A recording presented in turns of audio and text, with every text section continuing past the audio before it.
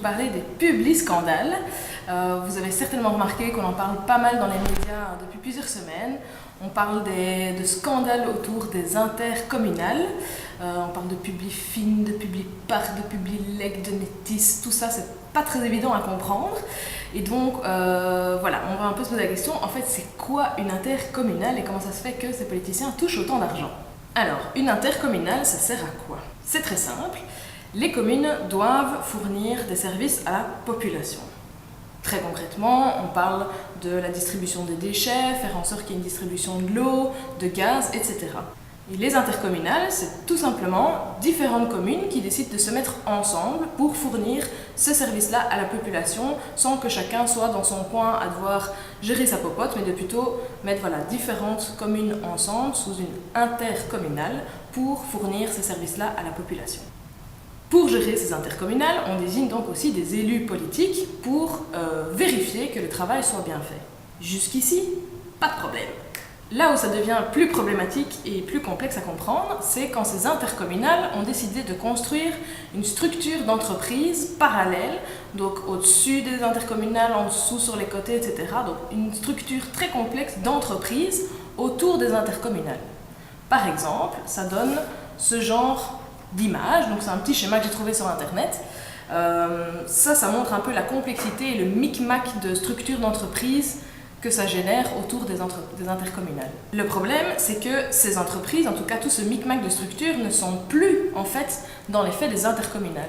Ça veut dire aussi qu'elles ne sont plus soumises aux règles qu'on a fixées pour les intercommunales.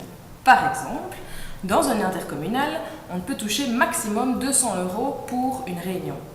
Donc, ça veut dire que dans toutes ces structures-là, il n'y a plus ces règles et donc c'est Byzance, il n'y a plus de plafond pour un montant fixe ou un salaire ou une rémunération que les gens pourraient toucher pour ces postes. Par exemple, un Koen Kenis de la NVA qui touche 22 000 € par an pour siéger dans une intercommunale intermix à Anvers.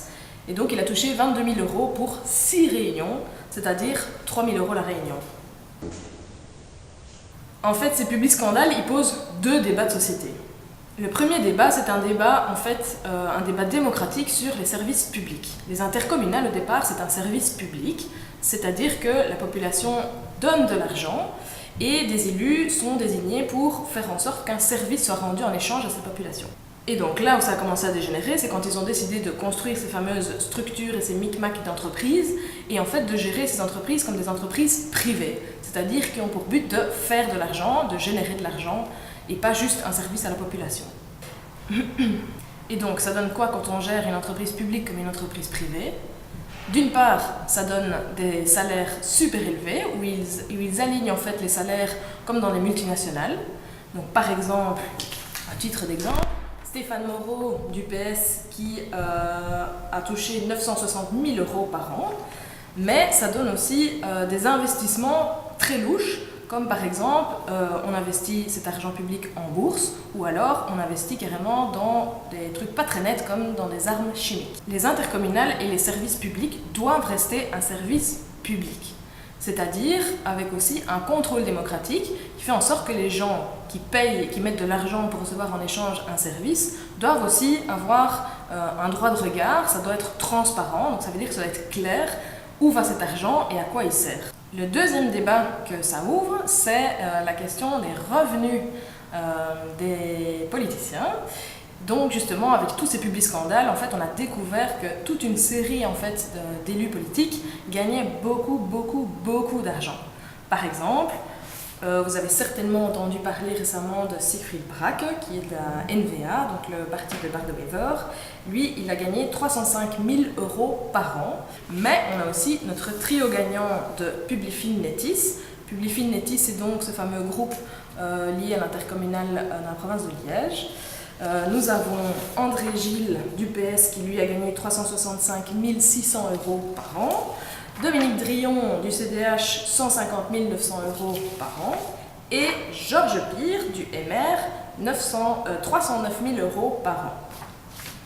Donc ces politiciens gagnent vraiment beaucoup d'argent. Qui veulent gagner beaucoup d'argent, c'est leur droit, mais alors qu'ils aillent faire leur business dans le privé, dans des multinationales, mais pas dans les services publics. Faire de la politique, c'est pour servir les gens, c'est pas pour se servir soi-même et s'en mettre plein les poches. Et donc ça doit vraiment arrêter. Les politiciens gagnent vraiment trop d'argent. Quand on gagne des sommes pareilles, comment est-ce qu'on peut encore être connecté à la réalité des gens? Des gens qui gagnent 6 à 7 fois ce que gagne un travailleur normal ne peuvent pas être connectés à la réalité de la vie. Comment est-ce qu'on peut savoir ce que ça veut dire d'avoir des factures d'énergie qui augmentent, l'augmentation des tarifs des transports en commun, mais aussi tout simplement l'augmentation des prix des médicaments comme on l'a entendu récemment.